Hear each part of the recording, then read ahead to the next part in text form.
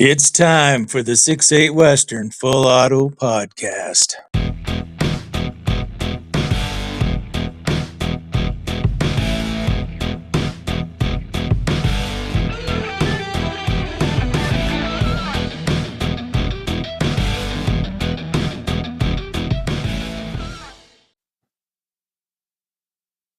Hey guys, it's Steve with the Montana Musings Outdoor Channel. And today, of course, it is time for episode number 23 of the 6-8 Western Full Auto Podcast. So 23, hey, we're still going. How about that? Yeah, I mean, if you guys like these podcasts or whatever, make sure you kind of mention it in the comments. Let me know if there's any kind of ideas you'd like to hear about.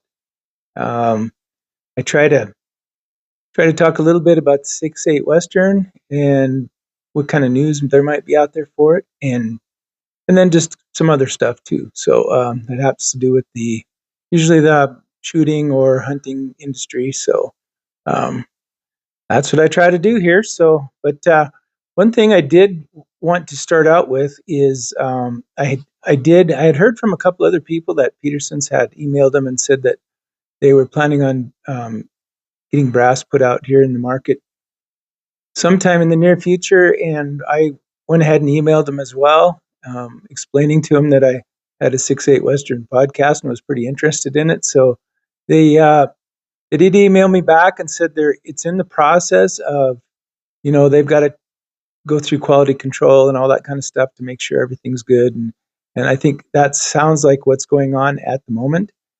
So I would imagine it wouldn't be too long, maybe after the first of the year or something, or right towards the end of this year, that they could possibly release that. So that's good news. It's just more optionality, more outlets for product. Because if ADG is slammed and sold out, then you get somewhere else to look. So that's always a good thing. And Peterson's pretty good brass, so that's what we want, is good quality products, so we can make this 6-8 Western perform up to its potential. So, and that's what I'm trying to do for sure. So, but one thing, I don't know if you guys are a part of, or because like here in Montana or any western part of the United States, and even further and further east, because there's Rocky Mountain Elk Foundation is doing a lot of stuff to bring elk back. Like I think they've relocated some into Pennsylvania and back east in the middle part of the country, and they're having good success with it there. So I like to support them. They also promote keeping public lands open and stuff like that, and also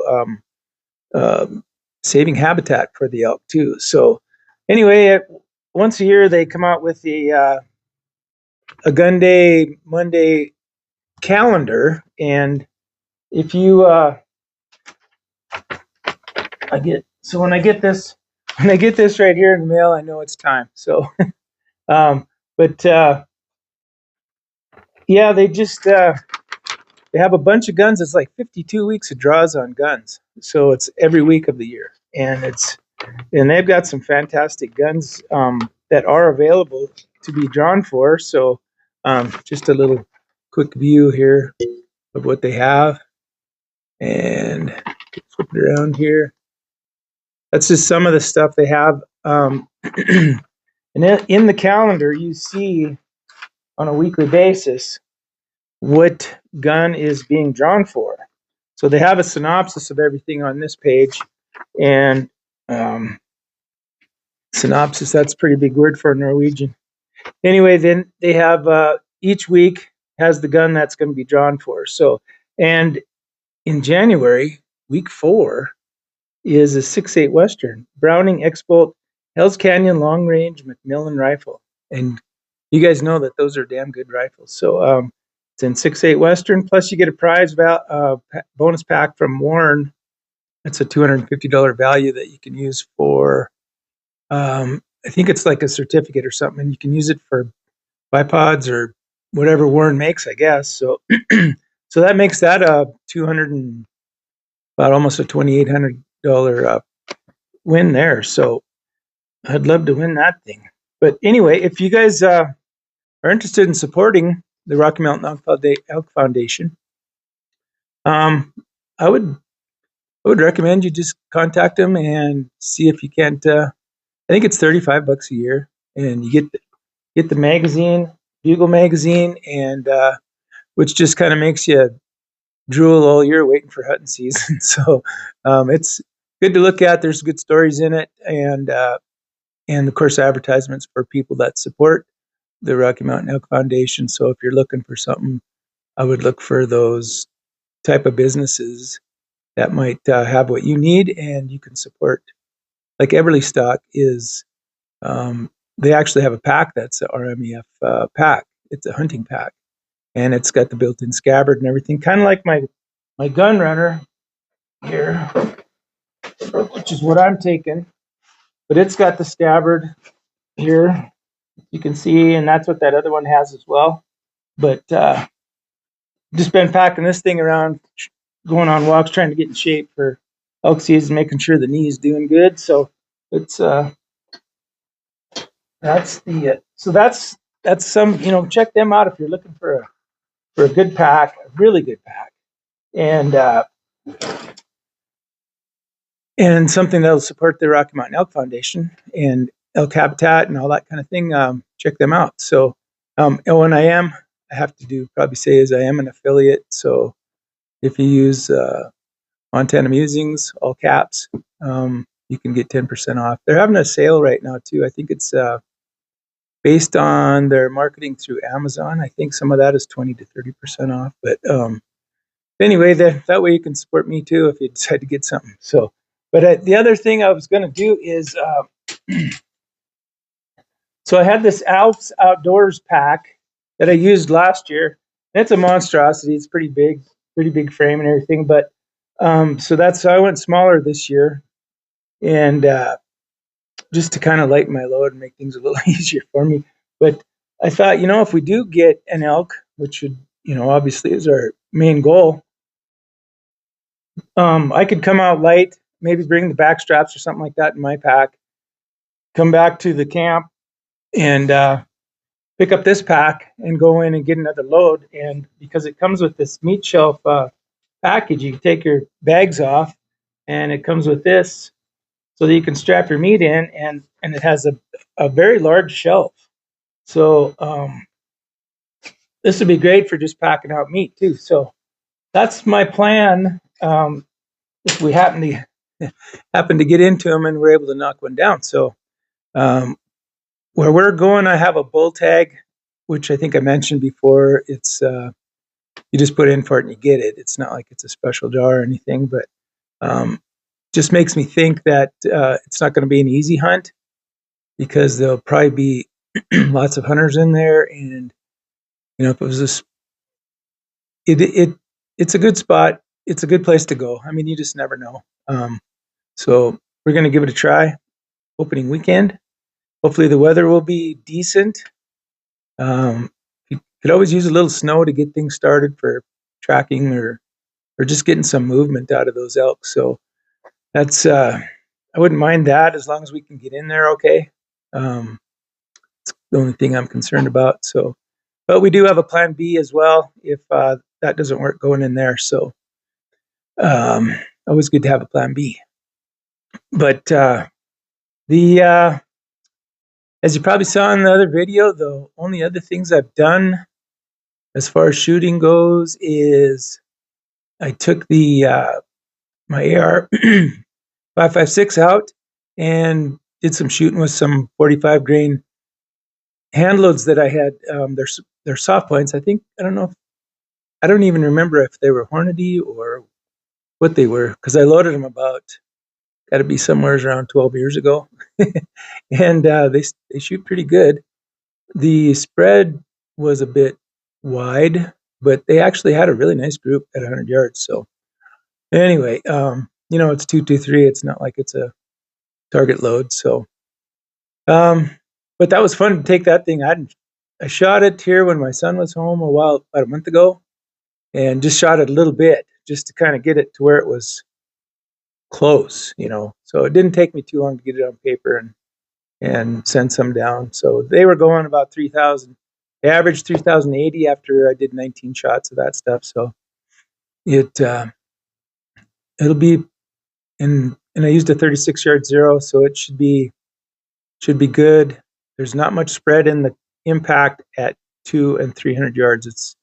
It's pretty close, so you should be able to just hold on at that distance. So anyway, that's what I hear anyway.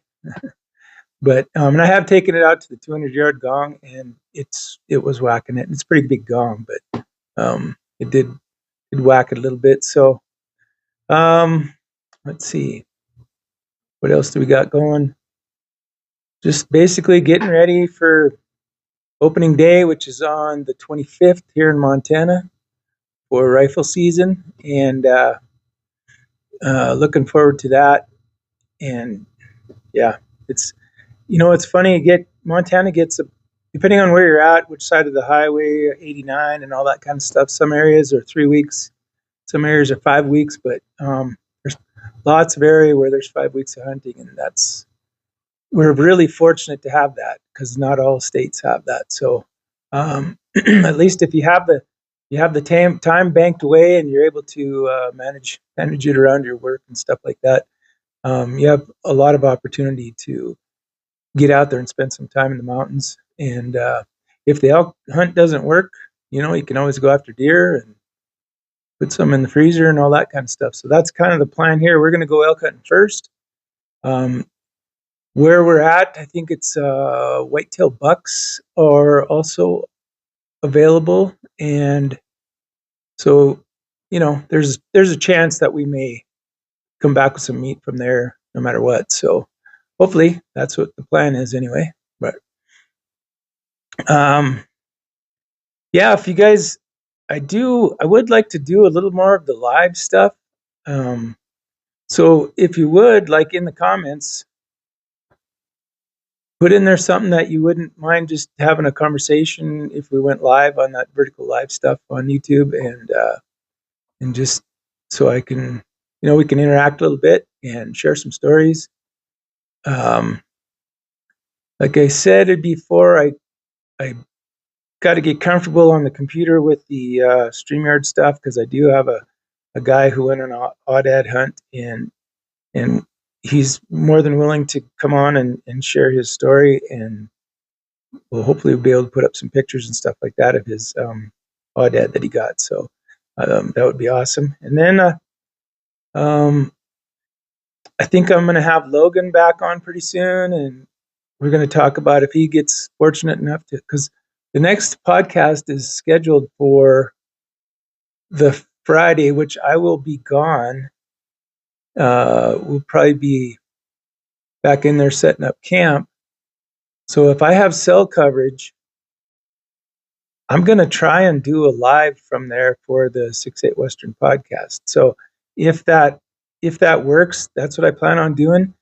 If not, the podcast may be a few days late until I get back, and we can talk about the hunt and that kind of stuff. So that's kind of my plan. So hopefully we get something to talk about. So, but anyway, that's the plan for the next podcast. We're supposed to get some cold weather here too, like a high of 30 degrees or something like that in a couple days here. And when you get those first cold snaps and you get a little snow on the ground in places, it does seem to change animal movement. So I hope we do get some of that. So, because I've been up hunting before 2 years ago, we hiked all the way up there. It was about 3.5 miles, packing a heavy pack, and it was 60 degrees and no elk. So I'm hoping that maybe we can just get some weather and get some things going our way for a change. So, like I say, I'm still waiting for my first elk, which is kind of a sad testament, I guess. But